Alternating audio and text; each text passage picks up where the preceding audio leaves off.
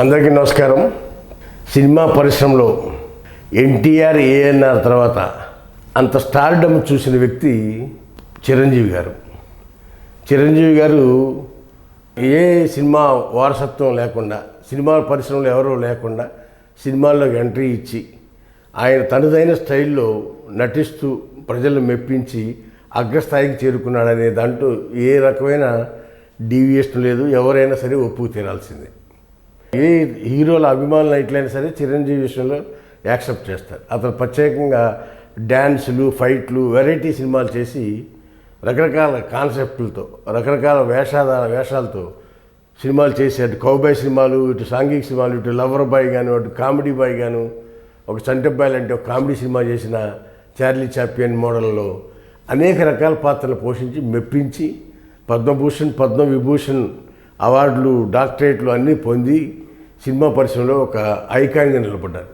దాంతోపాటు రాజకీయ ప్రవేశం చేసి ప్రజారాజ్యం పార్టీ పెట్టి అనుకున్నంత స్థాయిలో విజయం సాధించలేక 19 సీట్లు వస్తే ఆ 19 సీట్లు అటు ఇటు కాకుండా ఉన్నామని చెప్పి పార్టీని కాంగ్రెస్ పార్టీలు మెర్జ్ చేసి రాజ్యసభ సభ్యత్వం పొంది కేంద్ర మంత్రిగా కూడా పనిచేస్తున్నారు చిరంజీవి గారు. అలాంటి వ్యక్తి ఈ రాజకీయాలు నాకు సరిపోవు, ఈ రాజకీయాలు నాకు వద్దు అని చెప్పి మళ్ళా కళామాతల్లి సేవ చేసుకుంటా అని చెప్పి 150 సినిమాగా ఖైదీ నెంబర్ 150 అనే సినిమా నిర్మించి నటించి దాంతో అక్కడి నుంచి మళ్ళీ సినిమాల్లోకి వచ్చేసారు గత 9-10 సంవత్సరాల నుంచి.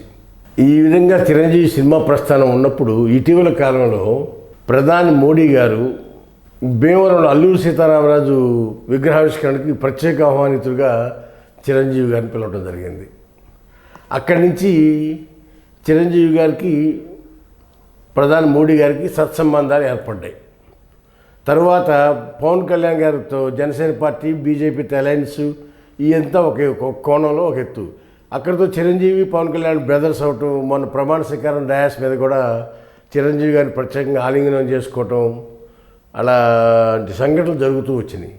తర్వాత సంక్రాంతి పండుగప్పుడు ఢిల్లీలో కేంద్ర మంత్రి కిషన్ రెడ్డి గారి ఇంట్లో జరిగిన సంక్రాంతి ఫంక్షన్లో మోడీ గారు, చిరంజీవి గారు పక్కపక్కన కూర్చోవడం కానీ, అక్కడ మాట్లాడుకోవడం కానీ, ఇవన్నీ కూడా సన్నిహితులందరినీ కూడా అట్రాక్ట్ చేసినాయి.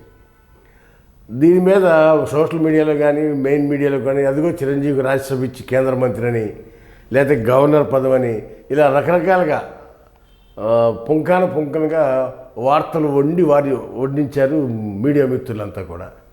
అయితే వీటన్నిటికీ తెరదించుతూ నిన్న బ్రహ్మానందం గారి అబ్బాయి సినిమా ఫంక్షన్లో ఆ వేదిక నుంచి చిరంజీవి గారు ఒక మెసేజ్ చెప్పడం జరిగింది. ఏమని? నేను రాజకీయాల్లోకి వెళ్ళను, ఇక రాజకీయ ప్రస్థానం లేదు, క్లియర్గా చెప్తున్నాను. నేను ఉన్నంతకాలం కళామాతల్లి సేవ చేస్తాను, నా భవిష్యత్ కాలం అంతా కూడా కళామాతల్లికి సేవలోనే పరితపిస్తాను అని స్పష్టంగా చెప్పి ఏ రాజకీయాల్లో చేరట్లేదు, ఏ రాజకీయ పార్టీలో లేను అని కూడా క్లియర్గా ఆయన చెప్పడం జరిగింది. అంతేకాకుండా ఆ సందర్భంగా ఆయన మాట్లాడుతూ నా సేవలన్నీ కూడా కళామాతల్లి సేవలని చెప్తూ కూడా ప్రజారాజ్యం పార్టీనే రూపాంతరం చెంది జనసేనగా మారింది, నా రాజకీయ వారసత్వాన్ని నా తమ్ముడు కొనసాగిస్తున్నాడు అని కూడా చెప్పకుండానే ఆ సందర్భంగా చెప్పారు ఆయన. ఇక నేనుగా పార్టీ పెట్టేది లేదు, పార్టీలో పాల్గొనేది లేదు, నా తమ్ముడు పవన్ కళ్యాణ్ జనసేన పార్టీని నడుపుతున్నాడు, ప్రజారాజ్యం పార్టీ జనసేనగా రూపొందింది, దాని ఫాలోవర్స్ అంతా కూడా జనసేనలో ఉన్నారు, ఆ విధంగా జనసేన నా రాజకీయ ఆంక్షను నెరవేరుస్తుంది అని కూడా ఆయన చెప్పకుండా చెప్పారు. ఈ సందర్భంగా చెప్పేది ఏంటంటే చిరంజీవి గారు లాంటి వ్యక్తిగా తన భవిష్యత్ కార్యక్రమం అంతా కూడా కళామాతల్లి సేవ చేసుకుంటానని తెలియపరిచారనేది ఈ సందర్భంగా తెలియపరుస్తూ ఉన్నాం. హాయ్ ఫ్రెండ్స్, మా ఫ్యూచర్ టుడే ఛానల్ చూస్తున్నందుకు చాలా థ్యాంక్స్. మరిన్ని లేటెస్ట్ వీడియోస్ కోసం వెంటనే సబ్స్క్రైబ్ చేయండి. అలాగే ఈ బెల్ ని కూడా రింగ్ చేసేయండి. మా లేటెస్ట్ వీడియోస్ నోటిఫికేషన్స్ అన్నీ మీ మొబైల్లో వస్తాయి. మా వీడియోస్ మీకు నచ్చితే లైక్ చేయండి, షేర్ చేయండి, నచ్చకపోతే కామెంట్ చేయండి.